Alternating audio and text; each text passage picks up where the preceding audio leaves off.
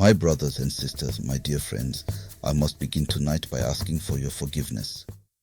Last week, I was not here to sit with you by the fire, to share the stories of our ancestors, to remind the world of their greatness. And now, I have returned. Not just with stories, but with a new place to tell them. Look around you. Thank you for waiting for me. Now, let us begin.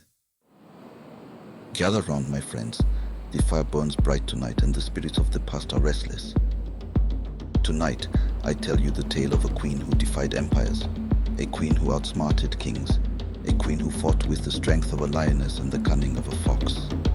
They called her Queen Nzinga, the Iron Queen of Ndongo. Her enemies feared her, her people revered her, and her story.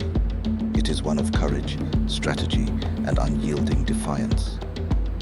The year is 1583. The kingdom of Ndongo in what is now Angola is a land of beauty and strength, but it is also a land under threat. The Portuguese have come. They bring guns, they bring greed, they bring chains.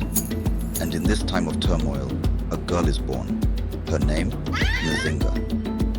From the moment she takes her first breath, it is clear she is no ordinary child. Nzinga grows up watching her father, the king, navigate the treacherous waters of diplomacy and war. She learns the art of negotiation, the strategies of battle, the power of the mind. But when her brother, King Ngolambande, takes the throne, the kingdom faces its greatest challenge yet. The Portuguese demand tribute. They demand land. They demand submission. And Nzinga? She refuses to bow. I refuse. 1622, Nzinga is sent to negotiate with the Portuguese governor. But when she arrives, she is met with disrespect. Governor offers her no chair, no throne, only the floor. But Nzinga, she does not falter.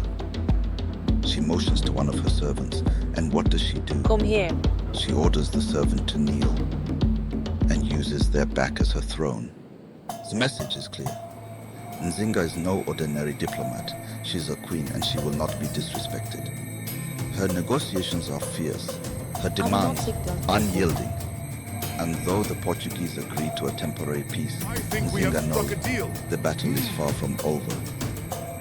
When her brother dies, Nzinga takes the throne, and with it she takes up the mantle of war. She forms alliances with rival tribes. She trains an army of fierce warriors, and she leads them into battle herself. They say she fought like a lioness, that her presence on the battlefield struck fear into the hearts of her enemies, that her warriors would follow her to the ends of the earth. And when the Portuguese thought they had her cornered, she did the unthinkable. She formed an alliance with the Dutch, she turned the tide of war, and she reclaimed her kingdom. Queen Nzinga ruled for over 40 years. She outlived her enemies, she outsmarted her rivals, and she left a legacy that would echo through the ages. But her story, it is more than just a tale of war. It is a tale of resilience, of intelligence, of unyielding courage. She proved once again that a woman could lead, that a woman could fight, that a woman could rule. If you have heard the name Queen Nzinga for the first time today, then let it not be the last. Tell your story, share her name. And if you wish to hear more tales of Africa's loved warriors, then my friends, join us.